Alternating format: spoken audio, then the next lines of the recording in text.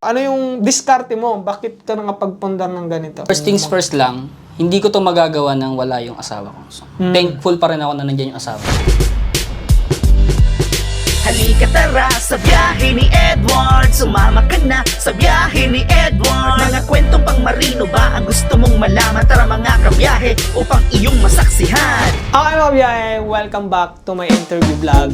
At yung pangalawa nating i-interviewin ay walang iba kundi isang Lodi din at isang seafarer vlogger din at isang simang negosyante. Yes mga biyahe, siya yung magiging guest natin ngayon and let's welcome Sir Larry Lodi, pinakagwapong rider na nakilala kong seaman.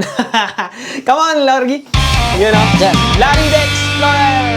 At Larry Tapit, mga biyahe. Hello. So, sino ba si Larry?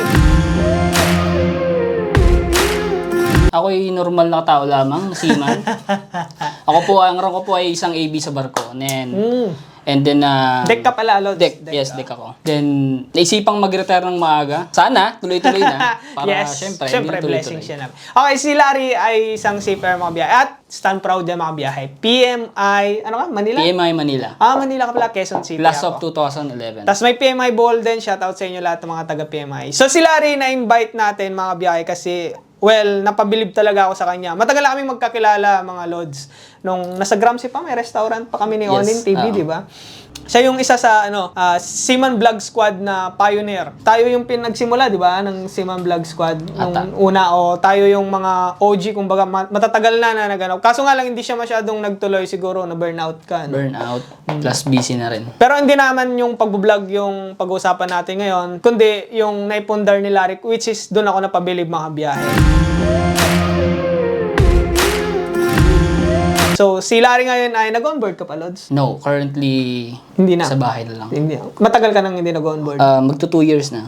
Magto 2 years na. So, ano 2 years na yung retire. pinagkakabalan mo na topic natin ngayon? So, yun. Ang ginagawa ko sa bahay ay, meron akong tarpaulin printer and then t-shirt printing. Wow! Gumagawa rin ako ng mga stickers, personalized, etc. About printing business. Mga sticker na ito mga biyahe, gawa niya po yan. At ito, wala pa po akong 1 million subscribers. Ginawa niya po ito, niregalo niya sa akin Last year. last year. 2 years. Ay, 2 years ago. Wala, matanda 2 years na pala ago. tayo. No? Nagkita kami sa Manila, tapos binigay niya to. Talagang nakabox talaga. Ang ganda ng pagkagawa mga kabiyahe. Swerte siguro ako, no? After nun, dami mo nang ginawang ganyan, eh, no? Marami nang nagpagawa talaga. Ang dami niyang ginagawa mga kabiyahe. Like, sabihin mo nga, Lodi, anong mga ino-offer mo na mga ganyan? Ano bang tawag dyan? YouTube play button, pero ano lang to, disclaimer lang po. Ito po ang ginagawa ko ay ano lang to, pang personalize, pang regalo. Hindi po ito galing kay YouTube talaga. So kami talagang gumagawa niyan. Ito yung original, ito yung Yes, 100,000. Maraming salamat Ano na sa to? inyo, mga Lodi. 100,000 subscribers. So yun, YouTube play button, meron din kami TikTok, Facebook, Spotify. Wow. Yun, mga plake ng mga pang-awarding, company awards. Yan, mga Kita ko ganyan. nga, meron siyang Facebook page mga biyahe, which is Skull Decals, Yes, diba? Skull Decals. So ito yung pag-uusapan natin mga biyahe. May negosyo na po si Sir Larry Tapit. Alam mo, Lodi, kung bakit ikaw yung isa sa mga gusto kong may interview dito, which is come true na. Kasi si Lodi Larry Tapit, ratings po siya mga biyahe. Ako po ay AB. Oh, yes. AB siya mga biyahe. Marami nagsasabi kasi sa akin, Lodi. Kaya naman nakapagpundar yan ng mga negosyo kasi official na yan, malaki na sahod na yan. Si Sir Larry po magpapatunay at ako rin po nagpapatunay na kahit ratings ka, ay kaya mong magnegosyo. Diba? Tama. Kaya, diba? Kaya, Kaya. tingnan nyo si Sir Larry. Ilang taong ka na hindi sumasakay? 2 years na. 2 years na. Biruin mo, 2 years na. Then, naalala ko dati yung negosyo mo. Ikaw nga magkwento yung negosyo mo, Lods. Dati sa bahay ka lang, di ba? Gumagawa. Sa bahay lang kami gumagawa. Then, ayun, mga order. Nag-start kami doon sa bahay. Mga sticker, mga motor, ganun. Tapos, gumawa kami ng Shopee account. So, shoutout Shopee. Online talaga. Online. Tapos doon, may mga order na. Nag-umpisa kami sa mga sticker na maliliit na pangalan. Maliliit. Karang katulad nung binibigay mo sa akin. Hindi, mga cut-out na stickers, mga pangalan mas personalized. maliit. Mga nilalagay sa Personalized tumbler, pa. ganun. Okay. So yun, doon lumago. Syempre, ang diskarte kasi dyan, mumurahan mo muna yung presyo. Pero Doon that sa- time, tanong ko lang, may machine. Sarili mo na yung machine dati. Yes, bumili ako ng machine. Isang klase lang. Cutter platter Cutter lang. platter lang. tsaka isang printer. Sinabay ko na rin yung printer. Tapos yun, nag-umpisa ka sa maliit. Mm. Paano lumaki ito? Nung nasa online na? Yun, sa Shopee. Then, yun, pumasok na yung mga acrylic, ganyan. Alam niyo mga biyahe, Marami naman i-check kumukuha. nyo yung Shopee niya. Makikita nyo kung ilan na yung nag-order. O kaya yung Facebook page niya, makikita nyo doon. Mga corporate yung nag-order sa'yo eh, di ba? Mga company, yes, as of now. o mga ano, talagang Company. bultuhan mga kabiyahe. Kailan ka ba nagnegosyo? AB ka or OS talaga? AB, Balikan pero yung kung babalikan natin talaga, way back 2016, Nag-uumpisa ka na? nag-uumpisa na ako. Pero wala OS pa akong sariling machine. OS ka pa lang na. Mm-mm. Mahilig ka lang talagang makipag-deal, ganyan. ganun So, talaga. naging middleman ka lang dati hanggang Middleman hanggang sa nagkaroon ng sarili. Pero nakakabilib lang talaga is yung sinasabi kasi nilang position eh. Yung nahihirapan na sila makapagpundar dahil may family na sila, then ratings, yun nga, mga Lodi, ito, may family na rin si Lodi Larry Tapit. Ilan na yung anak Two mo? kids. 2 kids. With one wife. Siyempre may, one wife. Siyempre may asawa yung mga biyahe, may anak na siya eh. Well, eto mga biyahe, kuha tayo ng tips kay Lodi Larry Tapit. Anong may advice mo sa mga nag-uumpisa na like yung mga nagsasabi nga na kahit dahil ratings daw hindi makapagpundar or ano? Anong masasabi mo? Ano yung diskarte mo? Bakit ka nakapagpundar ng ganito? First things first lang, hindi ko to magagawa nang wala yung asawa ko. So, thankful pa rin ako na nandiyan yung asawa ko. Team. Yan. Tama. Team dapat daw. Kasi umaalis ka nun eh. That time, di mo pa kayang umalis, Oo, di ba? oo. So, dapat may mag-ano sa negosyo mo. Believe nga rin ako sa asawa ko kasi wala ako sa bahay. Then, nasa on board ako. Then, siya yung nag-aasikaso ng mga order namin sa Shopee or sa online Siya yung business. nagpapak talaga. Siya yung nagpapak, siya yung nagka-cut, siya yung nagkukut-kut. Siya as in, pero may inaalagaan pa siyang baby, which is 2 years Oo, old. I kasi think. may Mahirap. baby pala kayo. Hmm. Kaya dapat team talaga. So, sa Team mga talaga. family dyan, kung wala man asawa, siguro mother, father, di ba? Oo. Kung may pundar man si Marino, dapat tulungan talaga. Kasi, nung nag-umpisa rin naman si Lodi Larry Tapit, hindi rin naman niya pwedeng iwanan pa yung pagsisiman kasi nagsisimula ka pa nga lang sa business eh. Yes. Unlike ngayon na andyan na yung negosyo niya, may sarili na siyang pwesto. Itong mga kabiyaya, may sarili na pong pwesto si Larry Tapit, di ba? Yes. May sarili ka nang nakita ko yung paggawa ng pwesto mo eh. Pero yung mandami nyo ng machine mga kabiyahe, yan, magpakita nyo, mag-flashback lang dyan yung mga video. Pero nakaranas ka ng yung dinown ka or mga Oo, nitong April lang, talagang wala kaming kita. Hindi naman totaling walang kita, pero sa buong career ko ng pag-speaker. Printing, Printing business. printing business siya. Kasi lahat t-shirt, lahat Yes, na andun na, no? Stickers and tarpaulin. Oo, tarpaulin. Alam nyo bang tarpaulin machine mga kabiyahe kung magkano?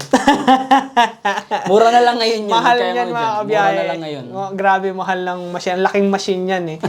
So, may time talaga na wala din kayong dati. Oo, meron. benta. Nitong April, medyo down yung namin. Yung... Tapos, sige lang. Pero sige lang. Sige lang. sabi Kasi ko, yan naman yung negosyo, Lods eh, di ba? Hindi naman araw-araw Pasko lagi, di ba? yun lang ang down sa negosyo. Hindi mo alam kung kailan Mag-book. okay, kailan boom. Pero kailangan alam mo kung paano sumakay sa flow. Kumbaga. Sumabay sa uso. ganyan. Sumabay sa uso, pwede rin. Oo, kasi Ganun. minsan pag napag-iwanan ka, iwang ka talaga eh, no? Isa pa, ang pagnenegosyo ay isang sugal. Tama. Hindi mo malalaman kung kailan ka babagsak Tama. or lalago. So, kaya kung ako sa inyo, umpisahan mo na ngayon. Pero ang galing, Lods, isang business na to, pinalago mo talaga ng pinalago hanggang lumaki ng lumaki. Basta pag may partner kayo sa buhay, lagi niyong isipin, no man is an island. Oo. Ano yan? Pakitagalog.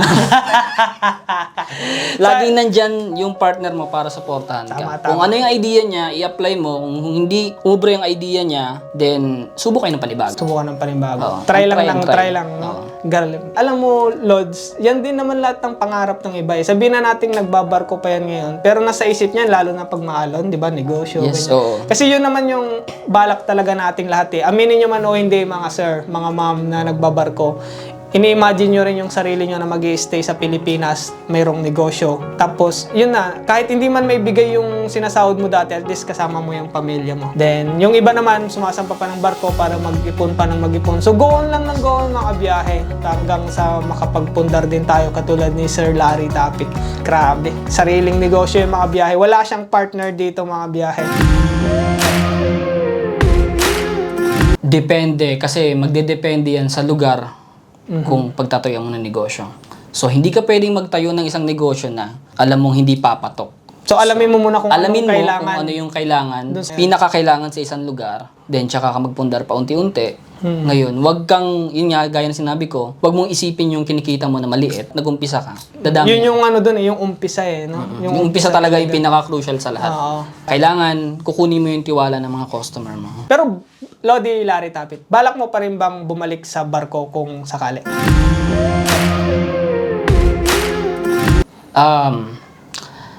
Torn between gusto and oo. Kasi, actually, talagang ako, hinahanap pa rin ng katawan ko yung pagbabarko. Aminin natin yan, talagang, syempre, gigising ka ng umaga, mag-duty ka sa bridge, or mag-ano ka, duty, lalo na yung ibang lugar. Minsan, pag makakita ko ng aeroplano, minsan napapaisip ako, nagpa-flashback. Pero, the time na nakikita ko yung mga anak ko, iba kasi yung feeling eh. So, parang, mas gusto kong mag-stay. Kasi, tulad ngayon, may baby ako. Ang baby, hindi yan bumabata. Mabilis lumaki ang bata. Yung first baby ko, hindi ko nakita kung paano lumaki. Kung baga, makita ko na siya, malaki na siya. Gusto kong masulit yung time ko habang bata pa. Yung pangalawang baby yan? Oo, yung pangalawang baby. Pag stable na, super stable na siguro, pwede mo nang iwan yung negosyo mo, babalik ka pa rin ba sa pagbabarko? Kung super stable na yung negosyo ko, hindi na ako babalik ng barko. Ah, Magtatayo pa ako ng negosyo. galing ah. Ganyan yung mga seafarer. Sa bagay, alam ko, mga modern na seafarer ngayon, ganyan na sila mag-isip. Negosyo, ganyan, sampa, buo ng puhunan, tas magninegosyo. Kasi si Sir Lodi, hindi rin naman makapagpundar yan ng negosyo kung hindi ka nagbarko, di ba? Tama. Kumuha ka doon ng puhunan. Ito na lang, sabihin natin, magpa-price drop tayo. Magkano yung pinakaunang puhunan mo talaga, yung printer na yun, tsaka yung cutter? Yung cutter ay 22 20? plus 25 yung printer. Sabihin na lang natin 50K. Mga 50K. Yung pinakaunang puhunan mo talaga. Diyan ka nag-umpisa talaga sa 50K na Oo, yan. mga ganun. 50K. Kasi kasama na yung mga consumables, sabihin na natin, Yeah. mga vinyl, ganyan, mga etc. So mga biyahe, out of 50K, binigyan na tayo ng initial investment ni Sir Lodi. So out of 50K, napalago niya ngayon ng ganito. Hindi na natin sasabihin kung compute nyo na lang yung mga nakikita nyo ngayon dito sa video, magkano tong printer na to, magkano yung ano na yan. Then yung, alam nyo kung paano ko nalaman yung kita ni Lodi Larry? Di ba sabi ko sa'yo nun? Pumunta ako sa Shopee niya, tinignan ko kung ilang sold yung mga items niya. Mga kabiyahe, grabe. Kayo, kung medyo na kayo, punta nyo yung Shopee niya. Tapos i-times nyo kung ilan na yung bumili sa mga niya. Yun yung kita niya kung biyahe. Actually, gross. Pero siyempre yung net nun, malaki na rin yung kita nun, mga kabiyahe. Lods, kahit anong ka pa, trabaho mo, OFW ka man, ganito man yung sahod mo, depende yan sa pag-ipon mo at kung saan mo dadalhin yung pera mo. Tama. Isipin mo na lang, yung mga nakatira sa Pilipinas, nakakapagpalago ng negosyo. Tayo pa Ikaw kaya? pa kaya? Mga biyahe, wag nyo na akong 50,000, alam ko 40,000 pinakamababang sahod sa barko, mga biyahe. So well, thank you so much. Galing pa to saan ka galing? Bulacan. North Caloocan. Grabe ang layo, mga biyahe. Camarines. So thank you so much. Kasi nagbablog din to rides ba. So shout out sa mga dyan, rider vlogger na mga seafarer. Maybe sana soon magiging rider vlogger din tayo. Yun, no? Excited ako sa magiging... Well, thank you so much, Lodi. More blessings. Maraming salamat sa lahat ng stickers. Kung nakatanggap ka na ng stickers kung makabiyahe, gawang Larry the Explorer yan. Wala pang gumawa ng ibang stickers ko, kundi si Larry the Explorer lang. Gumagawa din siya ng YouTube play button. Kung gusto mo lang magkaroon, 1,000. Pwede niya pang customize kasi yun. Pwede yung ilagay kung ilang followers ka na, subscribers ka na, gagawin niya po yun. Search nyo lang, Scaldecals, Larry the Explorer, Larry Tapit, yan, pinaka-main na niya. So, thank you so much, bro, sa pagpunta, pagbisita. Hindi ko deserve may interview ni Biyahe ni Edward. Maraming salamat. And sana sa mga gustong ma-interview ko or mag-share ng inspiration para sa mga kabaro natin or mag-share ng kanilang idea paano nag-boom yung mga business nila or paano sila nag-create. So, Larry, more blessings sa negosyo. Salamat. And mga biyahe, thank you so much for watching. See you on my next interview Vlog.